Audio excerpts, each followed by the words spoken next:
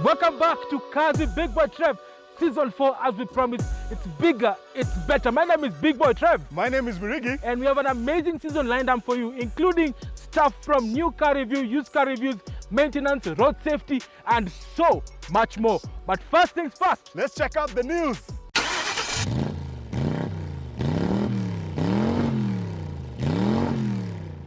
And we are back, and now we get into the news segment. And right now we're talking about COVID-19 and the effects on the motoring industry. Kenya just released figures yesterday concerning the number of vehicles that are being sold in the country, and it's sad to note that the expected volumes are going to drop to less than 10,000 cars per year, Mr. Murigi. That is difficult times for the industry. What are your thoughts on this, and how can we help mitigate that drop of numbers? Well, I mean, this has been really dramatic because they're talking about a 30% drop. Yes. Last year we sold about 12,000 cars in the new car market. Yes. Of course, now total cars, including the grey markets, you're talking about 100,000 units a year. Yes. But it's very worrying because we are looking at shifting from people buying used cars to new cars. Yes. So the fact that now people are buying fewer new cars, and especially the ones that count, because most of them are commercial vehicles, yes, is a bit of a challenge, and it shows that there's going to be a downturn in the economy as a whole. Because if people are not buying commercial vehicles, they're yes, not engaging in commercial activities, so this could be a sign for things getting a lot worse. We saw the numbers coming, of course, now for the first quarter. So we're talking about 2,000 vehicles so far. But what we saw is that they're projecting about 9,500 vehicles. I mean, almost 9,500. The last time we had numbers like that was almost 13 years ago. Wow. Which is really crazy. But this could be an opportunity for the government to finally start thinking about the tax regime for new cars. Yes. Because now, if new cars could become affordable, then when people are making that value decision of do I need to buy a new car, then that difference between a new car and a used car might not be that high. So this might be a solution that the government might think about right now. It's giving everybody a stimulus package in terms of tax on very many industries. This could be the moment for the car industry. Finally get the prices in a place where people can afford to buy cars. Absolutely, and also to the private sector who are involved in the motor business. Anybody who's doing asset financing or leasing, this is your time to now start thinking of now getting into this market. Remember, disposable incomes are slowly decreasing because of lack of liquidity in the market. Now, a customer who's willing to buy a vehicle might not have the full amount of money ready to buy a particular car, but if you give them leasing options, wet, dry, or asset finance option, I think that will make a lot of sense because they're looking at parting at a certain amount of money per month, which they can afford. And I don't know if it's something that is viable. Yeah, I mean, when you're talking about a brand new car, these are the things that we've been talking about on the show for the longest time. Yes. It's knowing that you have a warranty, knowing that you're not going to have any problems with the car. So it's not about a life of, looking for spare parts. Do you know a guy who knows a guy? So if you're doing leasing at a reasonable price, and we've said this before, somewhere in the region of 30,000, 40,000 a month, and that's covering everything. You don't touch anything else on the car, and you have a brand new car, and you can walk into a showroom and get it. I think that's something that people might want to consider. Well, keep it Cars with Big Boy Trev. We're going to give you all the details as far as our market is concerned, and of course, give you an analysis on who's doing what at the best time, at the best price, every day. On to our second news item when you go all the way to South Korea. Hyundai, to be precise, and the head of design, Mr. Luka Donkewalke, has actually resigned from the position effective 1st May 2020, and reasons being personal. We don't know what's happening. But Mr. Luka Donkewalke, for those who don't know him, has been the man who's been responsible for the design language of Volkswagen, Seat, and Lamborghini for the last 15 years, all the way from 2001 to 2015, 2016. Then he got poached by Hyundai. Mr. Murigi, you've seen how Hyundai has really improved on the design language. Will this departure affect the way Hyundai is procrastinating and looking at the future as far as design is concerned? No, I think they're fine. They've been on the forefront of design for a very long time, both on the interior and the exterior. Hyundai interiors are, as far as I'm concerned, some of the best in the world I've seen so far. The thing that they were missing was the engineering part, and the guy who came over from BMW M Sport is still there, helping them, of course, with the Kia Stinger, the Hyundai i30N. So the internals are still going to be solid. The design language that they have currently should be okay. South Koreans themselves are actually very good when it comes to design, so it should be good. I think it's just he'd reached a point in his life where he decided he needs to move on. It's going to be a challenge for him personally, for where he's going to go next. It's going to be a challenge for the company to see where they go next. I'm very interested to see where they go next. They always take risks. I mean, you've seen even as far as something as like the Creta, for instance, Yes. with the DRLs. The design is always fantastic, and the interiors are also very nice. You saw that with the Santa Fe that we reviewed in the last season. That whole checkered diamond plate thing in the leather. No one is doing stuff like that. True. If you go into now what they're doing with the Genesis, which is now the brand they have in the States, in terms of design, again, the G80, one of the best things I've seen last year coming out. So they have a firm foundation they're building on. There are other companies that are starting from very far, like our friends at Mahindra, but you see they bought Pininfarina. So it's something that's been happening for a very long time, where you have a company that's bringing in some design language from somewhere else. And so Hyundai was on this from a very long time ago. I think they'll be fine. And I think from the design perspective, the president of Hyundai Group, Mr. Peter Schreier, who's also a legendary designer from the Volkswagen world and group of companies, is still spearheading the design aspect of the company. And of course, he already just poached the head of BMW design, he's called Mr. Karim, who's also been very fundamental in the development of the X2, X1 new series of design for BMW. So there's a lot of German influence in Hyundai, and I think it's going to make the brand even better. You've seen the new Elantra as well. Yeah. Brand new, looks very good. It looks something like it's an Audi, sort of an A3, but it's very sleeker. That whole design language, I think, is a selling point for Hyundai. So we can't wait to see brand new products courtesy of Hyundai.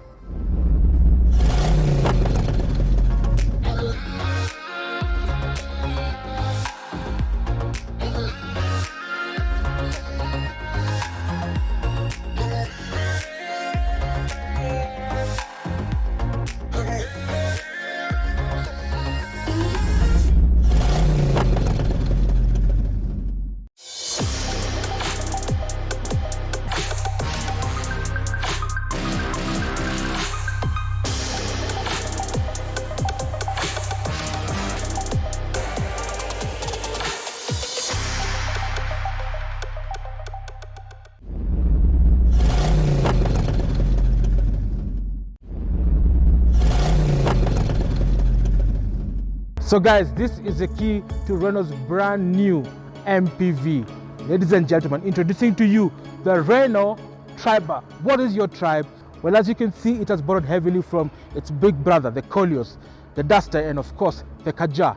Renault have employed that styling that has made that particular brand become so emotive. The design aspect is so emotive, so sportish, and of course gives this car that butch look. As you can see here, the big diamond emblem that denotes the Renault brand actually comes out very strong on the V designed grille, and of course on the lower lip of this particular car is raised to have a better entry point in as far as going off-road is concerned. We're going to do that later on. Let's get inside and see what the car is made of, and of course we're going to be joined by Mr. Mirik, who's going to give us a lowdown on the tech aspect, on the flexibility aspect of the first and second row seating, and of course drive it all the way and give you a lowdown of how the Triber feels. Stay tuned. So step inside the cabin of the Renault Triber, and I can tell you Renault have done so much to ensure that this particular car is packaged in such a way that it has a lot of practicality. It is based on the CMFA platform that's been co-designed by Renault and Nissan for the Alliance, and I can tell you this particular platform is modular. This is the same chassis that you probably find on the Quid and on the Datsun Go Plus. Remember, this dashboard sits far away from the passenger to create an illusion of space and airiness. And you can see here from the design perspective of this dashboard, it's a one slab type of design. It's edgy towards the edges, and of course you do have some certain trim level that makes it look very chic, very premium. As you can see, this is supposed to emulate a stainless steel except, but it is just, you know, a chrome type of plastic. As you can see, you have quadratic air vents that are strewn across the cabin, including at the back. And of course you do have space for your, it could be a flask, could be anything that you can want to store, and of course you do have a glove box, as you can see. But moving over to the center console, as you can see here, the screen is now bigger. This, I believe, is a 12-inch multi-touch information display that Mirigi will give us a lowdown on what it has. But basically it controls the audio system. You can connect your telephone, you can stream music, and of course you can tune into the various stations that are around the country. Obviously right below it you do have climate control. It's not dual zone, but it works effectively well. The number of vents in this particular cabin is unbelievable. Remember, this is a 7-seater, so the vents are spread all over to the back seat, and the passengers at the back can enjoy the cool cabin of the Renault Triber. And obviously, you do have plenty of cubby holes and spaces, because practicality is the name of the game when you're employing on an MPV sort of vehicle. If you know how to drive a manual car, then this is the one for you. So it's a 5-speed manual transmission, and of course we'll have a derivative for the automatic version coming soon. Now, moving over to the instrument pinnacle, it's not your traditional needle and dial system, but basically it's a series of graphics with the Renault blue hue on it. And of course, on the right hand side, you do have color-coded LED lights that actually simulate the revving of the engine, and of course the speedometer. And in between them, you do have a multi-information display that gives you the different aspects of the vehicle, including what door is open, fuel capacity, fuel range, and of course the mileage that you're accruing as you drive across. And one thing that I like about this particular car, it has start-stop technology. Well, it doesn't have the active one with the mild hybrid, but I'm sure it's something that Renault are actually considering for this particular vehicle. Legroom, headroom, fantastic. As you can see, I'm tall enough and I have plenty of space. I do have plenty of legroom as well. And of course, the steering wheel is adjustable based on your height. So, and you can only do tilt, but not telescopic. But again, the space on this car is amazing. For that and much more, we need to go and find out how practical is this particular car on the second and third row. And for that, we're going to join Mr. Mirigi, who's a resident comfort and seating expert. And of course, we'll give you much more detail about how the rear seat is very flexible, and of course, the multi-information system, courtesy of Cars with Big Boy Trev. Looking at the interior of this car, there's actually quite a lot of technology they've done inside here. There's a cockpit that Trevor had mentioned that actually has a screen by itself. You have these airplane style switches over here, and then now we have this media nav evolution system, which is a spectacular system, I have to say, because not only does it do the radio, it actually helps you now when it comes to driving technologies. So you're able actually to see what you're doing in terms of driving. This is helping you now to get more fuel efficiency out of the engine. So it's actually showing you how you're doing in terms of acceleration, how you're doing in terms of gear shifts, and how you're anticipating gear shifts. So the person who's been driving this car so far has gotten a score of 89%. Then on the side, it actually has almost like a toolkit, just letting you know tips on how you can do stuff to save fuel in the car itself. This actually also has a reverse camera and parking sensors that come when you put the car into reverse. And it has cooling boxes actually in the lower gearbox here, and the center console here actually has cooled air that's coming into the system. In addition to AC in the front, like Trevor said, this also has air conditioning on the second and third rows, which are controlled from over here. So let's check into the second row to see how much space this thing has. So coming to the second row of seats, and there's a surprising amount of space at the back over here. There's quite a lot of space for me here. This seat is set to my driving position. I am 5'9" tall, and there's a lot of space for my knees and for my feet under here because the floor is actually pretty flat. You can actually also move the seats forward and back to just create enough space if you need, because this is a 7-seater. There's space at the back. There's lots of space to put stuff inside here and on the side. And like I mentioned earlier, there are actually air conditioning controls because you have vents for the AC in the second row. Let's jump into the third row of this car to see how much more space it has. Coming into the third row, and the first thing that you'll notice is that the second row splits 60 and 40 with this chair flipping and tumbling to allow access. This is only the one on the left because it's the one on the side of the pavement. So here there's actually enough space for an adult in a pinch, and definitely enough for your kids. And please remember that you can actually move this chair to give you more space for the back row or the front. These two chairs at the back can actually also be removed, and this has quite a number of configurations to allow you to put as many people or as much stuff as you want inside this car. So let's check out the boot to see how much you can put inside the Renault Triber. So coming down to the boot, again, that smart key just allows you to have the key in your pocket and press over here and it opens the boot. So you have actually 84 liters of boot capacity available with the 7 seats up, but you can actually pull the seats down and get more space. Well, let's take this on the road and see what it has to offer.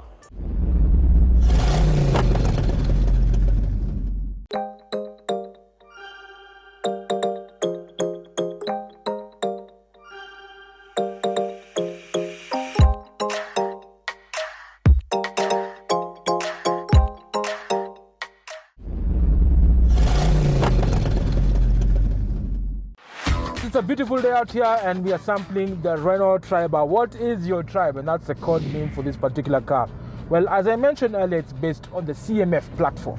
The CMFA platform has been designed and has been in partnership with Nissan and Renault to build a sturdy and a modular platform that is hardy for these conditions, for our African conditions and emerging markets. So you can imagine the way this particular car is built. It's built for durability, it's built to handle rough terrain and of course give you absolute value for money. So let's start with the Triber, the power. So up front you do have a 1 liter 3-cylinder engine with VVTi, variable valve timing, that enhances efficiency and of course gives you performance. Now it produces exactly 53 kilowatts and 138 newton meters of torque, enough to sound like this. Okay, I know what you're thinking. It sounds like, you know, the three-wheelers, but it's a 3-cylinder. It's gruff and rough, but still gives you that driver information that you so desire, that driver feel that you want to drive a car that's still peppy and still has that capacity to give you a good fuel consumption figure of around 25 kilometers to the liter, which is not too bad for such a vehicle. And obviously all that power is sent to the front wheels courtesy of a 5-speed manual gearbox, and in other models you'll have an automatic 4MT automatic transmission that makes it very easy for you to drive this car during long distances and of course in the traffic laden streets of Nairobi, which is very, very important. Now, safety is critical in any purchase of any vehicle, and many people are looking into buying a car that is safe for their family. So what has happened is that Renault have employed quite a number of active and passive safety features, such as anti-lock braking system and EBD, to ensure that you remain safe when driving this particular car. But in case all hell breaks loose, then you can rely on the 4 airbags that comes as standard, and of course a crumple zone safety rating that is very good for this car in this class. The question is this car as capable and can it outshine the rivals? We're talking about the Toyota Rush and the Suzuki Ertiga. It's time to take it off-road, and of course before we do that, let's talk about the suspension. Now up front you do have McPherson struts as standard, and at the back you do have a torsion beam with stabilizer links that allows this car to be very steady and comfortable on the highway, and of course allows you to have good ground clearance when you're going off-road. Speaking of off-road, we're joined Mr. Mirigi, who's going to give us a lowdown on how the off-road of this particular car is. Can it do some bundu bashing? We know it's not a 4x4, but it has good ground clearance. So stay tuned. Cars with Big Boy Trev.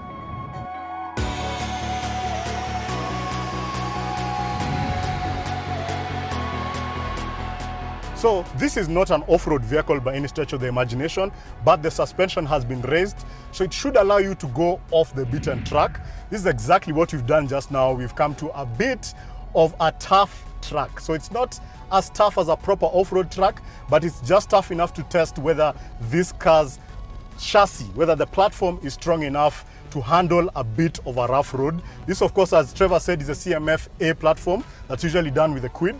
And we just want to see if it's strong enough to handle some of these uneven road surfaces that you might find when you turn off the tarmac. Now, so far, I have to say it's doing a pretty good job. And one of the advantages that it has is that it has a manual. So although it has that small 1 liter 3-cylinder engine, it actually allows you to put the power when you need it, so you're in full control of the power, and that's a really good thing so far. Suspension is actually pretty good, so I would say yes, if you want to take this off the tarmac but not necessarily off-road, you can possibly just turn this off the road a bit and go over a bit of a Maram track if you find that that's necessary on the trip to where you're going. So let's check out value for money. So guys, we've tested extensively the Renault Triber, and I can tell you, if you are planning to buy a 7-seater that is very practical, affordable and very fuel efficient, then look no further. But Mr. Mirigi, how much does this car cost? Imagine for a 7-seat car, prices for this start at 1.6 million shillings. There are actually very many levels that you can look at, so you need to come down to Kaitano, Kenya on Mombasa Road, have a look at the car. Who are the key rivals of this particular car? Well, this is a mini MPV, but in terms of being an MPV, you're looking at the Suzuki Ertiga and the Toyota Rush being 7-seat multi-purpose vehicles in our market. So this particular car comes with a 300,000 kilometer warranty, whichever comes first, and you can rely on Kaitano Kenya's extensive network and of course servicing and maintenance courtesy of this great company. But Mr. Mirigi, we know COVID is affecting the economy. Not many people can afford to buy a car at list price. What are the different options available to buy this Triber? Well, what they told us is that they are premium mobility solutions provider, and what this means is that they're offering leasing and other services to make it very interesting for a small business owner to own this car. So for this car, you would be making a monthly payment of 48,000 shillings, and that would cover leasing of this vehicle. Wow, and any asset financing options as well? Well, asset financing is available in partnership with your bank. You need to come down here, talk to the guys at Renault Kenya, at Kaitano, and then talk to your bank, and between the two of you guys, you'll be able to work something out. Well, that's it, guys. You've heard it from the horse's mouth. This is the most affordable vehicle in the market right now as an MPV, and we are happy to have tested it. That's it, guys. Thank you so much for joining us on Kazi Big Boy Trev, Season 4.